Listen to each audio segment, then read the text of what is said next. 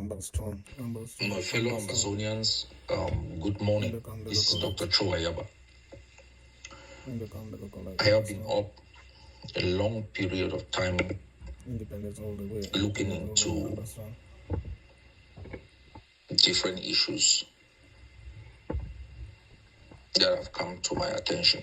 Most of them are propaganda materials of the barbarians. I have told Cameroon that this is a new generation, this is a new era. All through its history, it has defeated its enemies using a series of methods. First, it has applied excessive violence. It has rejected the existence of any problem. Then it has created its own problem, recruited its own actors, discussed with them, solve a problem it has created, ignoring the real problem. It has criminalized actors, jailed them, exiled some, used bribery and corruption to integrate others into its own circle. And then it has hope that time will work for its interests. It has mostly worked until this generation. This morning, I have reviewed an article in the Post newspaper. I have scripted a response which is being directed to the Post. I have also read a propaganda piece circulating, targeting the state of Bui. And we all must have watched a video in the past days claiming to be the killing of Ambazonian soldiers who eliminated the barbarians in Manu. I will start with this last point. I want to notify you people that the video being circulated is actually the video of the killing of General Saigon of Ngokitungia. More importantly, the reason why they are circulating that video is to show the population of Manu that they can react quickly to our attacks and that they can undermine the regrouping of Ambazonian soldiers. Be reminded that after the Manu attack, they mobilized close to 15 armor cars and took them into Manu. The reason also is a military strategy of one, deterrence, demonstration of presence, demonstration of force, demonstration of assurance, to be able to win the mindset of the population that they are in charge. When all those failed, they now took the video of the killing of General Saigon and recirculated it as the killing of the soldiers who took out their barbarians in Manu. This morning, they have circulated a supposed intelligence piece that the La République barbarians sent to Bui were trained in France, and they have come into Bui with French and Israelite soldiers, and they are asking Amazonian soldiers to relocate in the next 72 hours. I have sent out a statement this morning to our forces, alerting them to the fact that why they must stay at alert, while we understand the influx of La République thugs into Bui, they should ignore this propaganda peace as a desperate attempt by the occupier to have a psychological impact on them. They also use these sort of propaganda piece to get soldiers to make a mistake. Since they are unable to penetrate certain areas, they want soldiers to begin to move in panic and to give them an opportunity of ambush. So our soldiers must be conscious, and our population must also be informed about these strategies. The last point, and it's a point that I think I should read from my response to Buba, because this is very important.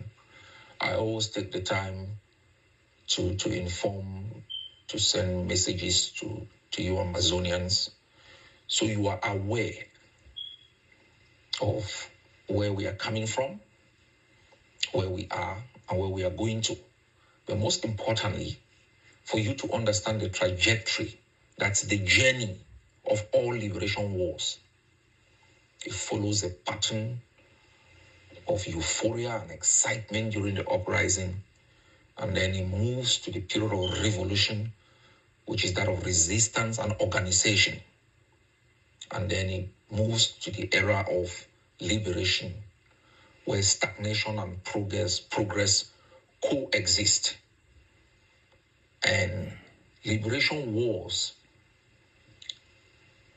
are won during the period of the liberation. Sometimes it is not through battles you fought and won. It might be through a resistance, persistence, resilience. If you have leadership that is able to be resilient, if you have leadership that persists, that is unbreakable, you will achieve victory. Because this is a period of intensity and a period of uncertainty. Mr. Buba claimed this morning, he asked the question, where is General Efang? Where is General Nopiti? Where is General Sargon? That they will continue to kill Ambazonian generals until they destroy the Ambazonian resistance. And he has said, if Ambazonian forces do not surrender or give up their weapons and go to the DDR, they will all be destroyed. And this is my response. I would like to read it. I don't want to miss the point. General Buba must be reminded that before General Nopiti, General Efang, General Sargon, there were Generals Ivo, Chacha, Kata, and others. These generals were all killed by his forces. Nearly all of these men were inaccessible in their prime. They were men who humbled Cameroon's forces, destroyed military barracks, captured and controlled territory, and even engaged in deadly foreign expeditions within the territory of Cameroon.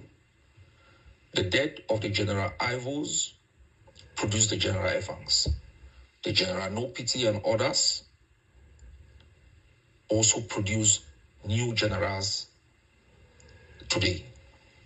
Buba must also be reminded that war is a conflict resolution method and not the conflict itself.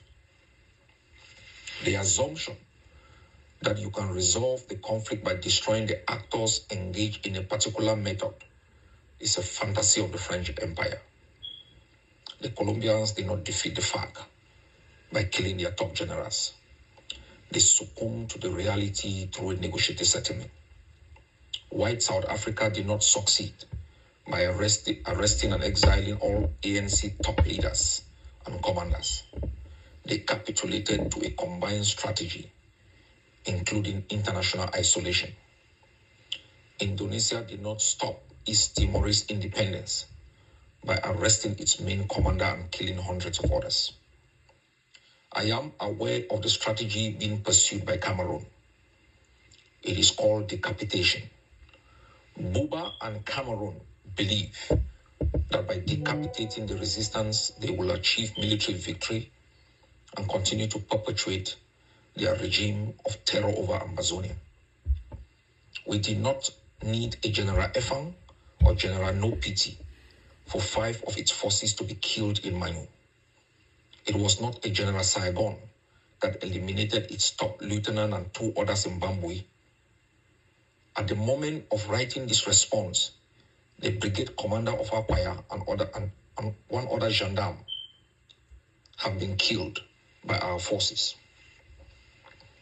General Buba must be reminded that you do not win a war of occupation through propaganda, bribery, corruption, and psychological coercion.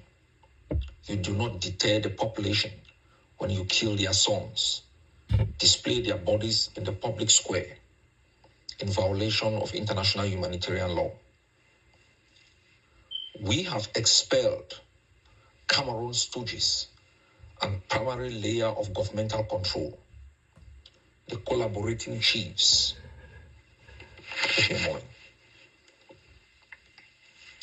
The collaborating chiefs have either relocated to Cameroon or hiding in secure zones controlled by Cameroon. We have undermined and destroyed the activities of the secondary layer of governmental control. Unelected parliamentarians have all escaped and periodically come in using armor cars.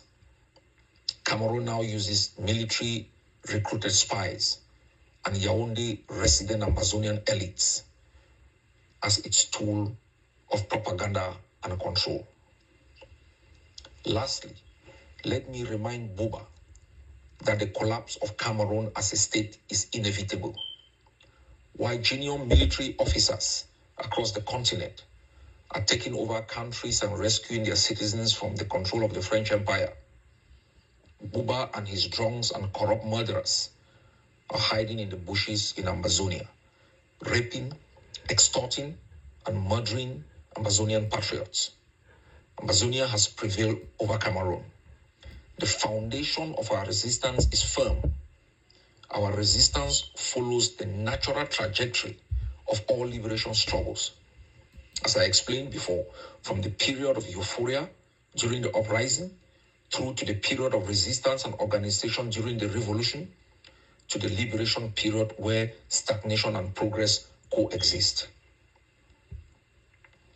We have shown to master the tactics and understand the mindset of Cameroon's actors.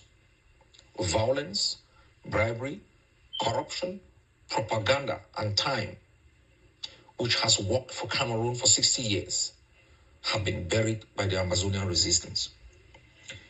That is my response that I'll be sending to the Post for publication, and I hope they do so.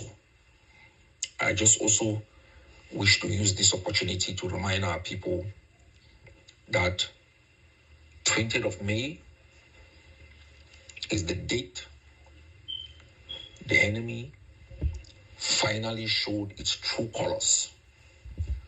After 11 years of masquerading under the facade of a federation, it dismantled the federation and instituted a supposed unitary state, which it collapsed in 1984.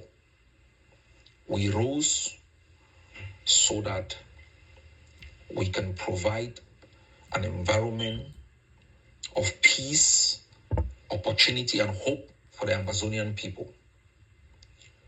We rose to defend our dignity against the barbarism of Cameroon. We rose so that we may have a country, we may be nationals of a territory, we may own a passport, we may have a system of education that produces assets, we may have communities that are strong, a health system that takes care of the sick. we may have a legal system that guarantees the protection of the rights of the Ambazonian citizens as it will be enshrined in the Ambazonian constitution. We are still up in resistance to give hope to the thousands of our compatriots who are locked up in prisons across Cameroon. We are thinking of those who have died and their families. We are reminded of the trauma of the IDPs and the refugees. That is why we are up in resistance. And we have prevailed over Cameroon. As I wrote yesterday, our forces have existed for 6 years. Cameroon's forces have existed for 60 years.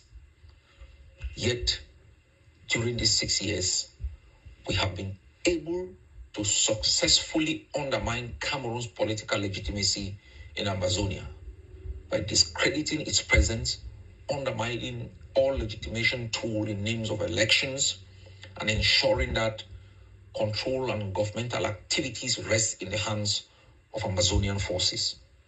We must remain defiant, unapologetically resistant continuously until these barbarians are expelled. I encourage our forces across the territory to take daring moves, to attack them wherever they raise their ugly heads, and to continue to collaborate in sharing intelligence, logistics, and organize communities to raise liberation tax so we continuously have a budget to refuel our machinery of defense of our homeland. God bless you all.